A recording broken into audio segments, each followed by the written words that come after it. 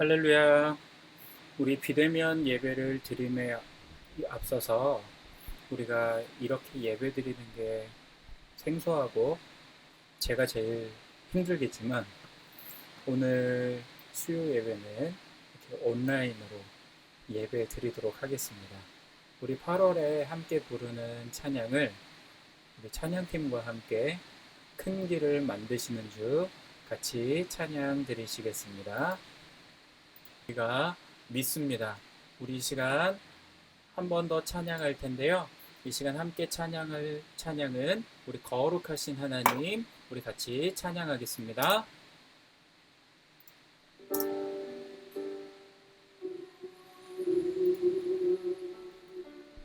하신 하나님 주께 감사드리세. 날 위해 이 땅에 오신 독생자 예수, 나의 마음과 뜻 다해 주를 사랑합니다. 날 위해 이 땅에 오신 독생자 예수, 내가 약할 때 강함 주고 가난할 때 우리를 부욕해 하신 나의 주 감사. 내가 약할 때 강함 주고 가난할 때 우리를 부욕해 하신 나의 주 감사 감사.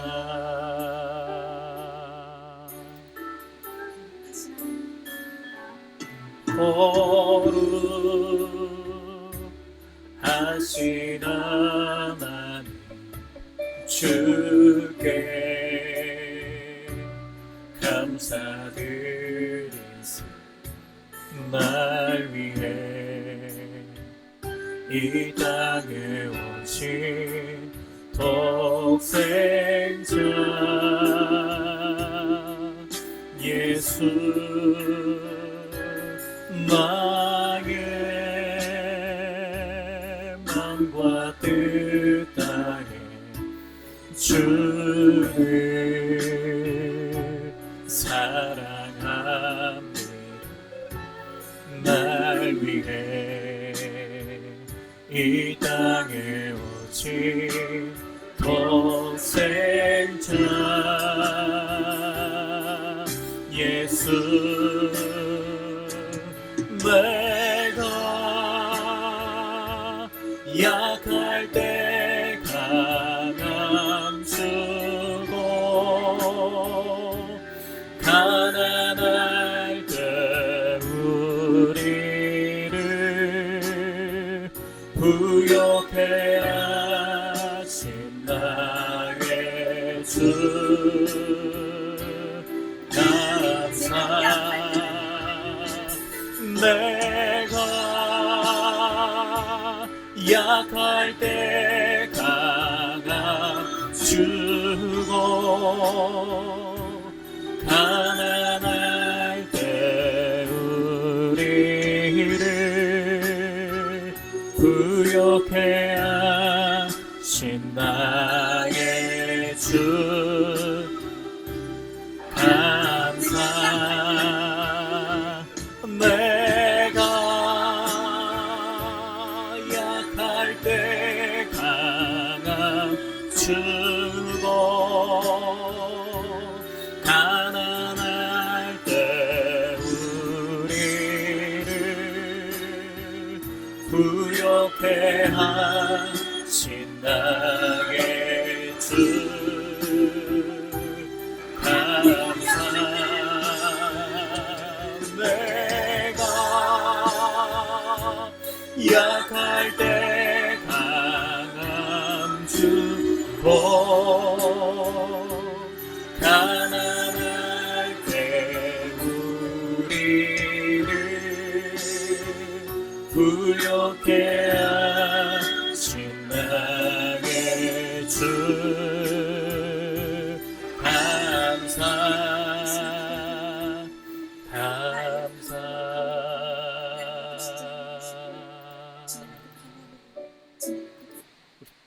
우리 이 시간에 같이 함께 기도하기를 원합니다.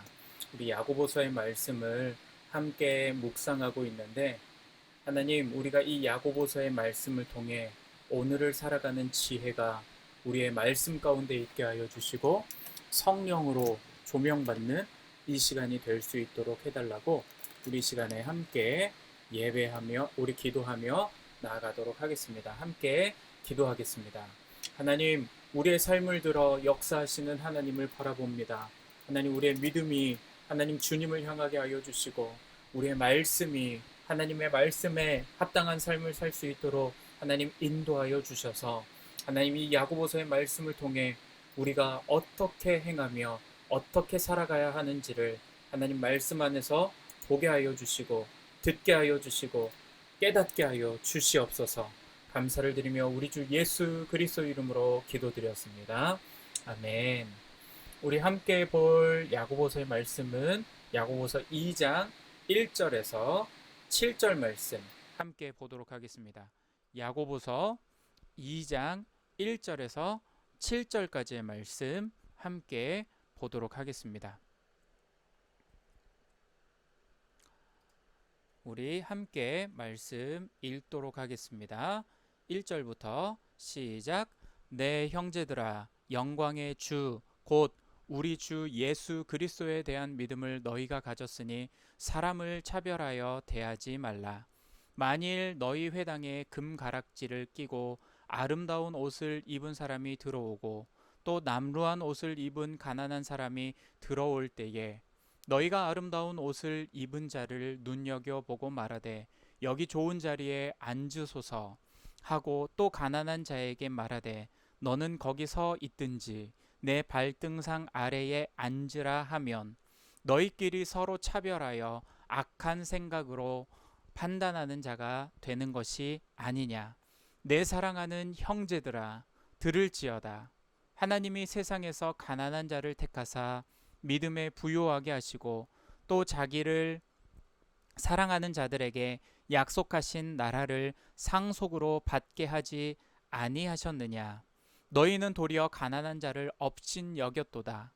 부자는 너희를 억압하며 법정으로 끌고 가지 아니하느냐. 그들은 너희에게 대하여 일컫는 바 그 아름다운 이름을 비방하지 아니하느냐. 아멘. 우리 야고보서 2장 1절부터 7절의 말씀을 통해 차별에 대하여 라는 말씀의 제목으로 오늘 말씀의 은혜를 함께 나누기를 원합니다.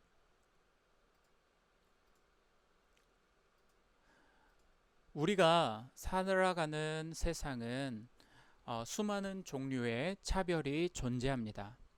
삶 전체가 차별로 이루어졌다고 해도 과언이 아닐 정도로 차별하는 세상에 살고 있습니다.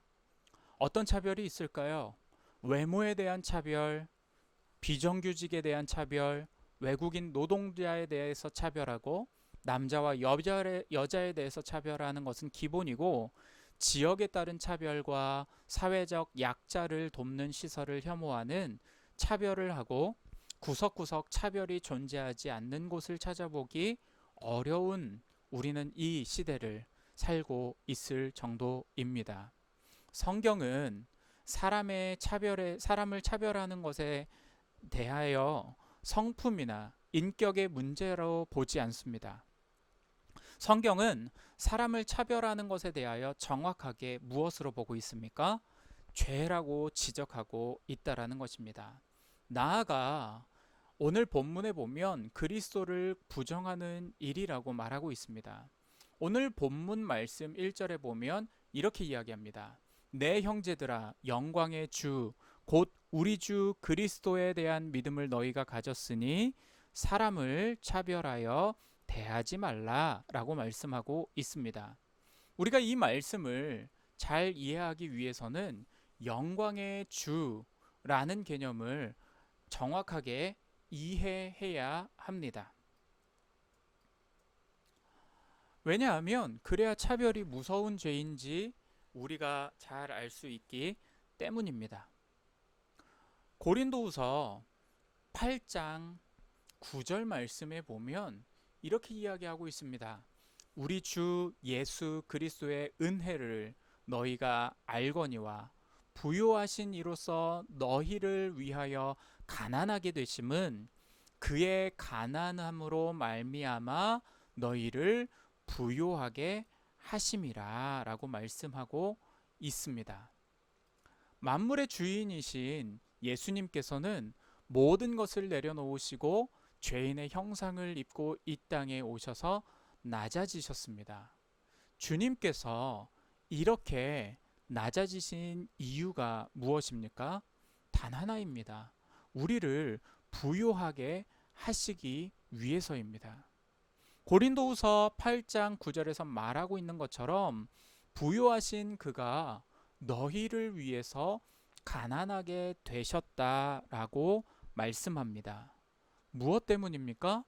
그의 가난함이 우리를 부요하게 하시기 위함이라는 것입니다.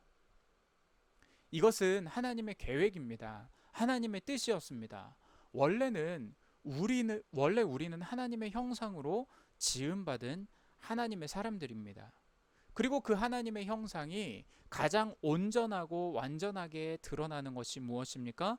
바로 예수 그리스도가 그 실체입니다. 그래서 예수님께서는 요한복음 14장 9절에서 뭐라고 말씀하셨을까요? 이렇게 말씀하셨습니다. 나를 본 자는 아버지를 보았다 라고 말씀하신 것입니다. 앞장에서 살펴보았듯이 하나님께서는 우리를 진리의 말씀으로 우리에게 새 생명을 주셨습니다. 그렇다면 우리 안에는 어떤 DNA가 존재하는 것일까요? 말씀이라는 DNA가 존재하고 있는 것입니다. 우리 인생을 통해 하나님의 진리의 말씀을 그 해당되는 모습이 우리의 삶 가운데 드러나야 한다라는 겁니다. 고린도후서 4장 4절과 6절 말씀을 통해 영광에 대한 말씀을 그 영광을 더욱더 자세하게 살펴보기를 원합니다. 4절 말씀에 보면 이렇게 이야기합니다. 그 중에 이 세상의 신이 믿지 아니하는 자들의 마음을 혼미하게 하여 그리스도의 영광의 복음의 광채가 비치지 못하게 함이니 그리스도는 하나님의 형상이라. 6절 한번 같이 보시겠습니다. 어두운 데에 빛이 비치라 말씀하셨던 그 하나님께서 예수 그리스도의 얼굴에 있는 하나님의 영광을 아는 빛을 우리 마음에 비추셨느니라. 여기서 그리스도의 영광의 복음의 광채가 비치지 못하게 함이라는 표현이 나옵니다. 하나님의 형상이 그리스도에게 그대로 반영됐고 우리가 그리스도의 은혜로 거듭난 생명이라면 우리 안에 자연히 무엇이 존재해야 되는 것입니까? 바로 그리스도의 형상이 우리의 형상 가운데 반영되어야 하는 것입니다. 그것이 우리의 DNA입니다. 그러면 자연히 우리에게 그리스도의 영광의 광채가 나타나야 되는 것이죠. 그렇다면 그 영광의 광채가 무엇입니까? 아니, 그리스도의 영광이 무엇입니까? 다시 한 번 더 말씀드리지만 자기를 비워 낮아짐으로 우리를 부요케 하시는 것이 그리스도의 영광이라는 겁니다. 빌립보서 2장 8절에 보면 뭐라고 말씀합니까? 사람의 모양으로 나타나셨음에 자기를 낮추시고 죽기까지 복종하셨으니 곧 십자가에 죽으심이라. 이것이 그리스도의 영광이자 우리에게 비춰주시는, 우리에게 낮아짐으로 우리를 부요케 하시는 것이라는 겁니다. 이처럼 영광의 주라고 하는 것이 단순히 높임을 받고 칭송을 받는 주님이시라는 뜻이 아니라는 점은 우리가 알아야 한다라는 겁니다. 야고보 사도가 영광의 주 예수 그리스도에 대한 믿음을 강조하면서 사람을 차별하여 대하지 말 것을 강조하고 있는 이유는 그리스도가 영광의 주로 오실 것이고 다시 오실 때에는 구원과 부활의 주가 아닌 심판주로서 이 땅에 오실 것을 강조하고 계시다라는 것입니다. 주님은 하늘로 올라가신 것처럼 다시 오실 때에는 이제는 구원과 부활의 주가 아니라 심판하시는 주로 이 땅에 오실 것을 강조하고 있는 겁니다. 그래서 야고보서의 마지막 5장에서는 뭐라고 선포하고 있습니까? 5장 8절과 9절 말씀에 보면 이렇게 이야기합니다. 너희도 길이 참고 마음을 굳건하게 하라. 주의 강림이 어떻게 해요? 가까우니라. 9절 말씀에 보면 이렇게 이야기합니다. 형제들아 서로 원망하지 말라. 그리하여야 심판을 면하리라. 보라, 심판주가 문 밖에 서 계시니라 라고 말씀하고 있습니다. 그러므로 우리는 오늘 말씀을 통해 사람을 차별하여 대하지 말라고 하는 이 문제는 하나님 앞에 죄가 되기 때문임을 말하고 있는 것입니다. 우리는 영광스러운 주님을 믿는 그 믿음을 가진 사람들입니다. 그렇다면 차별에 대한 부분이 예수 그리스도를 믿는 믿음을 훼손하고 있는 것이라는 것입니다. 종말론적인 심판에서 볼 때 이것은 하찮은 문제가 아니라 최후의 심판이 달려있는 문제라는 것입니다. 오늘 본문 말씀 2절에서 4절 말씀은 우리에게 이렇게 이야기합니다. 만일 너희 회당에 금가락지를 끼고 아름다운 옷을 입은 사람이 들어오고 남루한 옷을 입은 가난한 사람이 들어올 때에 너희가 아름다운 옷을 입은 자를 눈여겨보고 말하되 여기 좋은 자리에 앉으소서 하고 또 가난한 자에게 말하되 너는 거기 서 있든지 내 발등상 아래에 앉으라 하면 너희끼리 서로 차별하며 악한 생각으로 판단하는 자가 되는 것이 아니냐. 야고보가 이 말을 하고 있을 당시의 상황은 일상에서 흔히 볼 수 있었던 모습을 묘사하고 있는 것입니다. 서로 차별하고 악한 생각으로 판단하는 일이 일상에서 흔하게 나타나고 그 어느 누구도 죄라고 여기지 않았던 문제가 바로 이러한 문제였습니다.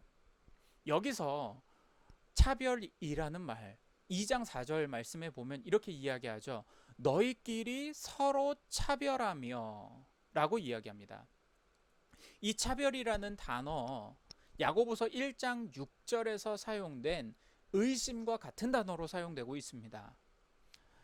이 말씀의 의미가 무엇입니까? 오직 믿음으로 구하고 1장 6절은 이렇게 시작합니다. 오직 믿음으로 구하고 조금도 의심하지 말라.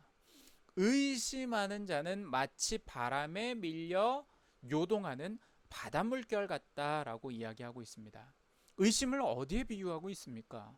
바다에 밀려 요동하는 파도에 비유하고 있다라는 것입니다. 풍랑이나 파도가 만들어지는 것을 의심이라고 표현하고 있는 것입니다. 그런데 차별이라는 이 단어와 의심이라는 단어를 왜 같은 단어로 사용했을까요? 우리가 알고 있는 사실과 우리 안의 본성을 들여다보면 사람은 누구나 이렇게 생각합니다. 누구나 사람은 평등하게 대해야 한다라는 것을 우리는 너무나 잘 알고 있습니다. 그런데 실상을 보면 어떻습니까? 평등하게 대하지 않는 모습이 우리들의 모습이라는 것을 우리는 너무나 잘 알고 있습니다. 왜 그렇습니까? 그것이 우리의 죄된 본성이기 때문에 그렇습니다. 우리가 알고 있는 것과 본성과 이 두 마음이 부딪혀 무엇이 일어나는 것입니까? 차별이 일어나는 것입니다. 그래서 의심과 차별이 같은 단어로 쓰이고 있는 것입니다. 무엇입니까? 내 안에서 두 힘이 작용하고 있는 것인데 이것을 야고보는 뭐라고 이야기합니까? 나누어진 충성이라고 말하고 있는 것입니다. 오늘 본문 말씀 5절과 6절의 말씀에 보면 또 이렇게 이야기합니다. 내 사랑하는 형제들아 들을지어다. 하나님이 세상에서 가난한 자를 택하사 믿음에 부유하게 하시고 또 자기를 사랑하는 자들에게 약속하신 나라를 상속으로 받게 하지 아니하셨느냐. 너희는 도리어 가난한 자를 업신 여겼도다. 부자는 너희를 억압하며 법정으로 끌고 가지 아니하느냐. 부자와 가난한 자가 나오는데 이 말씀을 잘못 이해하면 부자가 나쁘게 보일 수 있습니다. 그런데 당시 초대교회 상황을 알아야 이 구절을 오해하지 않을 수 있습니다. 당시는 우리가 아는 대로 로마가 세계를 지배하던 시절입니다. 노예가 많았습니다. 일반 시민들조차 인권이 거의 없던 시대입니다. 사회 전체적으로 가진 자가 없는 자를 억압하는 구조였습니다. 그것이 당연했고 그것이 어느 누구 하나 죄라고 여기지 않는 구조였죠. 그것이 당시 당연한 시대상이었습니다. 우리나라도 옛날 과거 시대를 보면 신분 제도가 있을 때 지배층과 피지배층으로 구분되어서 가진 자가 없는 자를 많이 탄압하고 힘들게 한 것을 우리는 볼 수 있습니다. 오늘 말씀은 이렇습니다. 사회에서 가진 자들이 가난한 자들을 억압하고 있는데 너희는 어째서 많이 소유했다라는 이유로 있는 자들을 왜 우대하느냐? 사회에서 없는 자가 가진 자들에게 핍박을 받고 있는데 어째서 가난하다는 이유 하나만으로 교회에서도 없는 자를 무시하느냐라고 야고보는 우리에게 어떤 관점으로 이야기하는 것입니까? 세상의 관점이 아닌 하나님의 일하심으로 바라보라는 것입니다. 하나님은 어떻게 역사하십니까? 하나님은 억압받는 자들을 위로하십니다. 그들에게 구원의 은혜를 베푸십니다. 다시 말하면 하나님은 부자나 가난한 자나 외모가 아닌 무엇을 보시는 하나님이십니까? 중심을 보시는 하나님이라는 사실입니다. 구원을 사모하는 자에게 하나님은 은혜를 베푸신다라는 겁니다. 그런데 구원받았다고 하는 너희가 하나님을 아버지라고 부르는 너희가 하나님의 일하시는 방향과 반대로 세상의 방법대로 사람을 외모로 취하고 있느냐라고 우리에게 말씀하고 있는 겁니다. 왜 우리가 차별하지 말아야 합니까? 그것은 바로 하나님이 일하시는 방식과 반대되기 때문이라는 것입니다. 또 야고보는 차별과 판단을 함께 이야기하고 있습니다. 2장 4절 말씀에 보면 뭐라고 이야기합니까? 이렇게 이야기합니다. 함께 읽어보도록 하겠습니다. 너희끼리 서로 차별하며 악한 생각으로 판단하는 자가 되는 것이 아니냐라고 이야기하고 있습니다. 우리는 차별을 할 때 판단을 근거로 합니다. 자신이 마치 판단하는 직책을 가진 자처럼 판단하고 그 결과로 차별이 만들어지는 것입니다. 그런데 이것이 왜 죄가 될까요? 세상 이치는 모두 가변적입니다. 시대에 따라 변하죠. 유행에 따라 바뀝니다. 환경에 따라 바뀝니다. 그래서 지속적인 가변성이 있는 것입니다. 살다 보면 처음에는 표면적인 것만 보다가 시간이 지나서 이제 서서히 실체를 보게 되는 일들이 많다라는 거죠.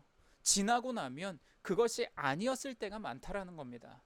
그래서 인간은 예전에 한 일에 대해서 후회를 쏟아낼 수밖에 없는 존재입니다. 그럼에도 우리가 계속 판단하는 자리에서 차별을 한다면 그것은 무엇을 대신한다라는 겁니까? 하나님을 대신하겠다라는 뜻밖에 되지 않는다라는 겁니다. 결국 이것이 어디로까지 연결되는 겁니까? 결국 우상숭배가 되는 것이라는 겁니다. 이것은 정확히 그리스도의 주되심을 부정하는 행동이 되는 것이고 하나님의 주권을 무시하는 행동이 되는 것입니다. 성경은 오늘 본문의 성경은 4절에 뭐라고 이야기합니까? 이렇게 이야기합니다. 서로 차별하여 악한 생각으로 판단하는 자라고 이야기하고 있습니다. 무슨 의미에서 이렇게 이야기하는 것입니까? 야고보는 4장에서 율법을 가지고 판단하는 것에 대해서 이 야고보서 4장 12절은 우리에게 이렇게 이야기해 주고 있습니다. 입법자와 재판관은 오직 한 분이시니 능히 구원하기도 하시며 멸하기도 하시느니라. 너는 누구기에 이웃을 판단하느냐? 입법자와 재판관은 누구라는 겁니까? 오직 한 분이신 하나님이라는 겁니다. 그런데 하나님께서 이렇게 심판하시고 입법자와 재판관으로 판단하시는 분이시는데 그분이 누구예요? 구원하시기도 하시는 분이시고 멸하기도 하는 하나님이시라는 겁니다. 그런데 너는 누구기에 우리 주변에 있는 이웃을 판단하는 자로 서 있느냐라는 거예요. 이게 무슨 말입니까? 하나님의 역할을 빼앗는다라는 겁니다. 그 과정 또한 인간이기에 우리는 어떤 모습으로 판단하는 거예요? 비참하게 실패할 수밖에 없는 그 판단을 내릴 수밖에 없다라는 겁니다. 예수님의 십자가 앞에서 죄인들은 더 이상 내세우고 자랑할 것이 없습니다. 자신의 배경이나 사회적 지위를 근거로 누군가보다 더 우월하다는 생각을 갖지 못하게 되는 겁니다. 그럼에도 이 사회는 수많은 차별로 가득 차 있죠. 그리스도의 낮아짐으로 영광스럽게 되신 예수님으로 인해 부요함을 입은 우리도 이제 나눔과 낮아짐의 자리로 떠나야 하는 것이 마땅합니다. 왜 그렇습니까? 예수님이 우리를 위해서 스스로 낮아짐의 자리, 그의 영광의 자리로 가셨기 때문입니다. 어쩌면 우리는 한국교회가 코로나로 그리고 바이러스 전파의 근원지와 같은 모습이 되어버렸습니다. 그런 면에서 많은 교회들이 방역과 정부 지침에 최선을 다해 지켜오던 많은 교회들이 소수의 지키지 않는 사람들에 의해 한꺼번에 매도되고 교회는 더 이상 세상의 빛이 아니고 소금이 아닌 낮은 자의 섬김의 모습을 상실한 모습을 우리는 바라보고 있습니다. 그럼에도 우리는 지금 우리에게 닥친 이 어려움, 우리들을 돌아보고 어떻게 해야 될까요? 우리의 모습을 돌아보고 우리는 낮은 자리의 모습으로 가야 한다라는 것입니다. 낮아짐의 자리로 가지 못했다면 이 시간 우리는 예수 그리스도가 우리를 위해 낮아짐의 자리로, 섬김의 자리로 오셨다면 우리도 마땅히 그 낮아짐의 자리에 있어야 마땅하다라는 겁니다. 어쩌면 우리는 지금 이 시간이 높아져 있던 우리의 마음을 끌어내려서 낮아짐의 자리로 낮추고 있는 훈련의 자리가 되는 것입니다. 그 시간이 되는 것입니다. 낮아짐의 자리에서 우리가 해야 할 것이 무엇입니까? 하나님 앞에 납작 엎드려 기도하며 이 나라 지금의 상황을 내려놓고 우리는 기도하는 기도자가 되어야 할 것입니다. 우리가 현 상황에서 할 수 있는 것이 무엇이겠습니까? 저들은 우리와 다르다라고 말한다고 믿지 않는 자들이 교회는 다 같은 교회로 보고 목사는 다 같은 목사로 성도는 다 같은 성도로 보는 것입니다. 이때 우리는 예수 그리스도가 우리를 위해 이 땅에 보좌를 버리시고 영광의 주로 오신 이유가 자기를 비워 낮아지시고 우리를 부욕해 하신 주님이시라면 우리는 낮아지고 우리는 그의 DNA로 그 믿음 가운데 우리가 그 믿음 말씀의 그 믿음의 DNA를 받았다면 우리는 말씀으로 주님께서 낮아지신 그 가운데 영광의 주로 오셨다면 우리도 마찬가지로 세상 가운데 낮아지고 섬김의 자리에서 빛과 소금의 역할을 감당해야 한다라는 것입니다. 세상을 바꿀 수 있는 것이 무엇입니까? 세상의 가치는 세상을 변화시키지 못합니다. 그것은 계속해서 가변성이 있습니다. 복음은 초대교회 때 많은 사람들이 순교자의 목숨으로 그들의 핏값으로 유럽을 넘어 아프리카로 아시아로 복음으로 세상을 덮었습니다. 우리나라는 어떻습니까? 일제강점기 때에 교회는 핍박을 받았습니다. 그러나 복음은 거기에 갇히지 않았다라는 거예요. 대한독립 만세를 외치며 믿지 않는 자들과 함께 독립을 위해 수많은 별을 세워가며 기도하고 낮은 곳에서 복음을 위해 나라를 위해 피땀 흘려 가며 복음의 씨를 뿌렸습니다. 공산주의의 기독교는 어땠습니까? 공산주의는 기독교를 아편이라고 하며 기독교 말살 정책을 폈지만 하나님의 복음의 불씨는 그곳에서 꺼지지 않았습니다. 선교사님들이 1960년대 문화대혁명 시기에 대거 추방을 당했습니다. 세워진 교회가 많이 사라질 것이라고 생각했습니다. 그러나 그곳에 지금 현재는 어떻습니까? 1억에서 1억 5천 정도의 성도가 복음의 씨를 피워가고 있다라는 것입니다. 한 사람이, 한 단체가 한국 교회를 망친 것이 아닙니다. 그러면 우리는 이 땅에서 지금의 현실 가운데 어떻게 해야 할까요? 수많은 차별이 있는 이 세상 가운데 세상의 관점과 같은 금가락지를 끼고 좋은 옷을 입었다고 해서 좋은 자리에 앉히는 것과 같이 마음을 우리가 갖는 것이 아니라 하나님의 일하시고 역사하시는 방법을 따라 차별하지 않고 악한 생각으로 판단하는 자가 되는 것이 아니라 우리의 시선을 주께로 고정해야 합니다. 낮은 곳에서 주님이 말씀하시는 그 말씀에 귀를 기울여야 합니다. 그러한 시간이 지금의 시간이 되어야 하고, 그럼에도 불구하고 묵묵히 우리는 이 온라인 예배를 통해 또 예배하고 말씀에 집중하고 힘겹더라도 울며 씨를 뿌리는 자로, 또한 기쁨으로 단을 거둘 것이라는 것을 믿음으로 바라보는 하나님의 사람들이 되어야 합니다. 그래서 다시금 우리가 예배를 회복하고 남은 자를 통해서 일하시는 하나님 앞에 우리의 눈물로 씨를 뿌리는 자들이 됩시다. 이 시대 가운데 교회를 다시 거룩하게 하실 하나님을 바라봄으로 우리의 영이 회복되는 이 시간이 되기를 주님의 이름으로 축원합니다. 기도하겠습니다. 하나님, 우리의 삶이 하나님 앞에 차별하는 자로 서는 것이 아니라 하나님의 시선으로 이 세상을 바라보는 자가 되게 하여 주시옵소서.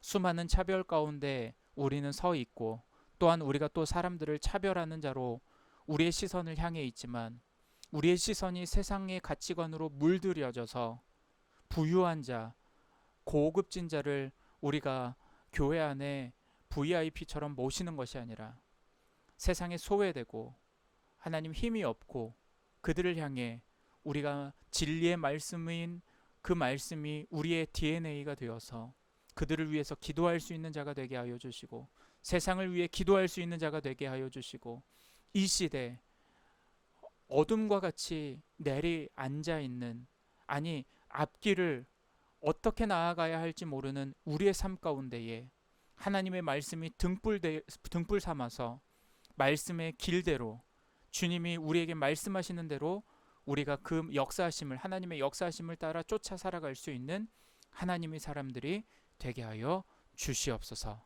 감사드리며 우리 주 예수 그리스도의 이름으로 간절히 기도드렸습니다. 아멘.